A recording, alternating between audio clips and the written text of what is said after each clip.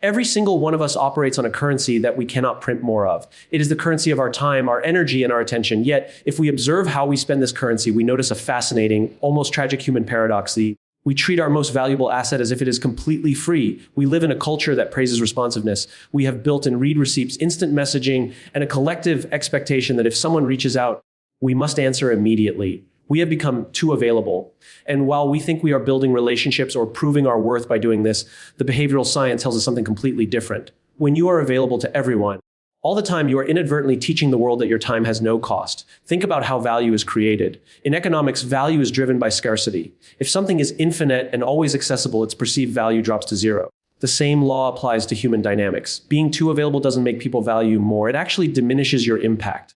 When your phone rings and you drop your deeply important life goals to solve a minor problem for someone else, someone who could have figured it out themselves, you aren't just helping them. You are actively making a trade. You are trading your future for their temporary convenience. This is not a lecture on becoming selfish. This is an invitation to understand the difference between being helpful and being a commodity. True leaders, true educators, and high-impact individuals understand that to deeply serve others, they must first protect their own capacity to grow. If your cup is empty because you let everyone take a sip, you have nothing left to offer when it truly matters. The most successful organizations and individuals don't succeed because they say yes to everything. They succeed because they have a clear, unshakable sense of why their time matters. They focus on their vision. When you begin to value yourself, you start setting boundaries. You realize that saying no to distractions is the exact same thing as saying yes to your life's work. It is time to stop reacting to the world and start intentional living. Close the open door policy that lets anyone disrupt your focus. Invest that attention back into your own skills, your own health, and your own journey. Because the truth is, the world doesn't reward those who were simply available. It rewards those who became valuable. 5 keynotes of the speech, the scarcity principle of value. Human attention follows the laws of economics. Continuous unrestricted availability lowers your perceived value, while intentional boundaries increase the impact of your presence.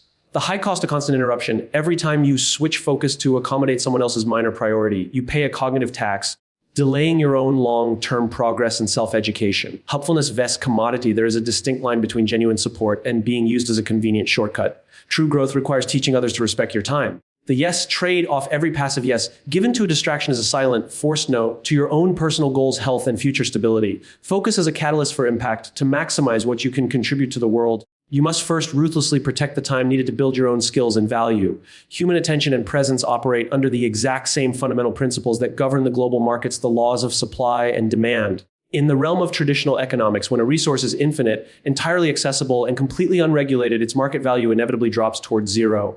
Air is vital to our survival, yet because it is everywhere around us, no one pays for it. Gold holds immense power and prestige not merely because it glitters, but because it is incredibly difficult to find and extract. This concept of scarcity is not just a financial metric.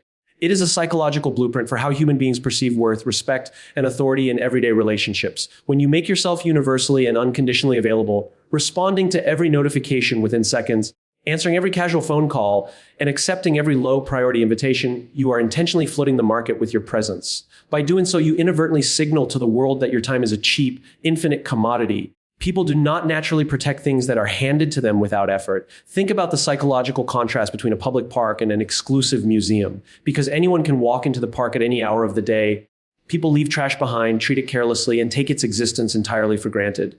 The museum, however, requires a ticket, has specific operating hours, and enforces strict rules of conduct. Visitors enter with a sense of reverence, paying close attention to their surroundings because the environment itself commands respect through its boundaries. When you live your life with an open door policy that allows anyone to interrupt your focus at any moment, you are treating your mind and your future like a public park. You allow others to dump their minor anxieties, temporary boredom, and trivial tasks into your day, pulling you away from the deep work required to build a meaningful life. To change this dynamic, you must transition from a state of constant reaction to a state of intentional scarcity. This does not mean becoming cold, arrogant, or entirely isolated from the people who genuinely need you. Rather, it means understanding that the quality of your contribution is directly tied to the limits you place on your availability. When a high-performing professional, an educator, or a leader establishes clear boundaries, the moments they do choose to engage become incredibly potent. Because their time is known to be limited, people come to meetings prepared, speak with greater clarity, and listen more intently. The boundary itself forces the other party to elevate their own behavior. If people know they can reach you at midnight to solve a problem they could have easily Googled themselves, they will never develop the critical thinking skills to solve it on their own. Your over-availability acts as a psychological crutch for them, while simultaneously acting as an anchor that drags down your own progress. The shift toward valuing yourself begins with the internal realization that your attention is a premium asset. When you introduce scarcity into your routine, such as dedicating specific blocks of the day to uninterrupted deep focus, turning off non-essential notifications, and delaying responses to non-urgent messages, you alter the perceived value of your time. You begin to teach the people around you how to treat you. They learn that your presence is not something to be squandered on trivialities, but a valuable resource reserved for meaningful, impactful interactions. This discipline restriction creates space for you to invest in your own education, your own health, and your own long-term objectives. You cannot build a legacy, master a complex skill, or achieve true personal autonomy if your daily schedule is constantly fractured by the whims and demands of the outside world. By enforcing the scarcity principle, you reclaim the narrative of your life, transforming your presence from a free, easily discarded commodity into a rare, highly respected, and deeply impactful force. Every single time you allow a notification, a casual knock on your door, or an unexpected phone call to pull your attention away from what you are doing, you are paying a hidden, incredibly steep cognitive tax. In the modern world, we have been conditioned to believe that multitasking is a badge of honor, and that switching seamlessly between a critical life project and a trivial text message is a sign of efficiency. However, behavioral science and neurology paint a completely different picture. The human brain is not architected to focus on multiple complex tasks simultaneously. Instead, when you switch from writing a business plan, studying a new skill, or working on your personal health goals to answer someone else's minor request, your brain has to physically stop one complex process and attempt to start another. This process is not instantaneous. There is a lingering psychological weight known as attention residue. When you turn your eyes back to your original work, a significant portion of your mental energy remains trapped by the interruption you just entertained. It can take upwards of 20 minutes just to regain the depth of focus you possessed before the disruption occurred. When you live a life of constant availability, your day becomes a fractured mosaic of micro interruptions. You never actually reach the deeper, more profound levels of cognitive processing where true breakthroughs, creative insights, and masteries are formed. Instead, you operate entirely on the surface level of existence. You spend your days reacting to the immediate, superficial demands of others while your own long-term priorities are pushed to the background, starving for nourishment. This constant shifting of mental gears creates a state of chronic cognitive fatigue. By the end of the day, you may feel completely exhausted, yet when you look back at what you actually accomplished for your own life, the ledger is completely empty. You have spent all your precious intellectual capital solving minor, temporary problems for everyone else, leaving absolutely nothing for your own self-education and personal development. This continuous accommodation of external priorities does more than just delay your progress. It fundamentally reshapes the structure of your mind. The brain is highly adaptive, and if you constantly train it to respond to immediate, erratic stimuli, it loses its capacity for sustained long-term concentration. You become addicted to the quick dopamine hit of being needed, of answering a message, or of putting out someone else's small fire. Meanwhile, the heavy, quiet, and deeply essential work of building a meaningful life, which requires hours of solitary, uninterrupted effort, begins to feel agonizingly difficult and boring. You start to actively avoid your own goals because your fractured attention span can no longer tolerate the silence of deep focus. You become a passenger in your own life, steered entirely by the winds of other people's schedules, anxieties, and convenience. To break free from this cycle, you must recognize that your primary responsibility is to the vision you have set for your own life. Every time you passively accept an interruption that could have been handled later, or handled by the person themselves, you are actively choosing to stall your own evolution. Protecting your cognitive space is not an act of hostility toward the outside world. It is an act of absolute necessity for your survival and growth. High-impact individuals guard their focus with an intense, almost religious devotion. They understand that a single hour of pure, undisturbed, deeply concentrated effort is worth more than an entire week of fractured, interrupted work. When you begin to implement hard boundaries around your time, turning off the constant influx of digital noise and training yourself to stay with a single task until it is complete, you stop paying the cognitive tax that keeps you stagnant. You unlock the ability to learn faster, think more deeply, and make rapid, undeniable progress toward the life you actually want to build.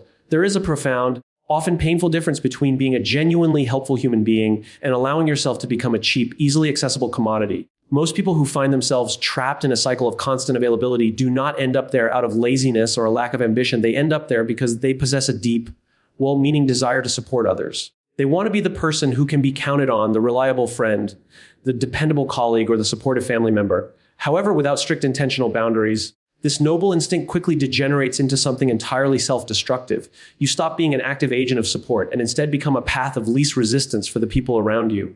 When you make yourself endlessly available, you are no longer offering meaningful help. You are simply offering a convenient shortcut that shields others from the necessary discomfort of solving their own problems.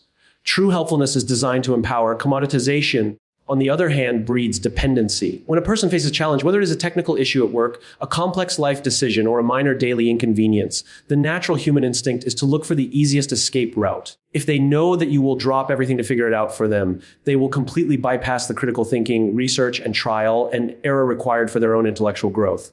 In essence, by always stepping in to save the day, you are actively robbing them of the opportunity to develop resilience and self-reliance. You are treating them as if they are incapable while simultaneously exhausting your own vital energy. True support often looks like stepping back and allowing someone to struggle through a problem until they find the answer themselves. It means understanding that saying, "I trust you to figure this out," is frequently a much greater act of leadership and love than saying, "Let me do it for you." When you allow yourself to be treated as a commodity, you also fundamentally alter the psychology of your relationships. In the marketplace, a commodity is something that is entirely interchangeable and judged solely on its price and availability. If one brand of salt is missing from the shelf, the consumer simply buys another without a second thought. When you remove all boundaries from your life, you are teaching people to view your presence through this exact same lens. They do not value the unique depth of your intellect, the quality of your insights, or the warmth of your character. They value the fact that you are there when it is convenient for them. The moment you finally establish a boundary, say no, or demand a basic level of respect for your time, a strange and telling phenomenon occurs. The very people you spent months or years accommodating often become angry, defensive, or distant. This reaction is a stark, undeniable proof that they did not value you as a person. They valued the unrestricted utility you provided. Reclaiming your status as a highly valued individual requires a radical shift in how you view your interactions. You must stop measuring your self-worth by how much of yourself you can give away to maintain the comfort of others. High-impact individuals, great educators, and visionary leaders understand that their energy is a finite resource that must be budgeted with extreme care. They do not scatter their attention blindly to anyone who asks for it. Instead, they reserve their deepest support for moments that truly matter, and for people who have already demonstrated an effort to help themselves. By shifting away from a state of total commoditization, you force the world to meet you on a higher level. You signal that your time is not a free public utility, but a sacred asset. This boundaries-first approach doesn't diminish your ability to help the world. It dramatically increases it, ensuring that when you do choose to give your time, it comes from a position of strength, focus, and immense value. Every single choice we make in life is an act of trade, a silent negotiation with time where we barter our limited existence for an outcome. The fundamental flaw in how most people manage their daily lives is the dangerous illusion that saying yes to someone else is an isolated event that costs nothing. We treat our assent as if it exists in a vacuum, believing we can endlessly agree to external demands without impacting our personal trajectory. But the immutable law of time dictates that you cannot occupy two spaces at once, nor can your mind focus on two competing visions simultaneously.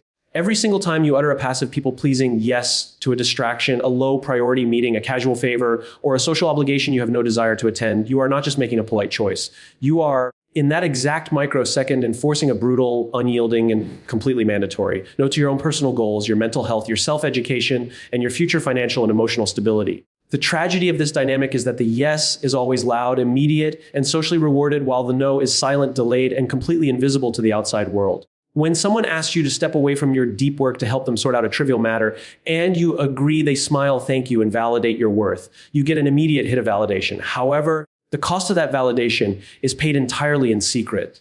The no is whispered to the book you were meant to write, the skill you were supposed to master, the workout that would protect your health, or the quiet evening you desperately needed to restore your mental clarity. No one stands next to you to witness the slow, agonizing erosion of your dreams every time you abandon your schedule to accommodate someone else's lack of planning. Because the consequences of your self-neglect do not manifest immediately, you fool yourself into thinking you can afford the trade. But over a period of 5, 10, or 20 years, these tiny compounding sacrifices accumulate into a massive, heavy mountain of regret and unfulfilled potential. To live a life of high impact and genuine self-worth, you must develop a hyper-awareness of what is actually on the gambling table every time you make a commitment. You are not just giving away an hour of your afternoon, you are actively trading a piece of your life's work. When you lack a clear, unshakable sense of your own priority, you automatically default to making other people's priorities your own.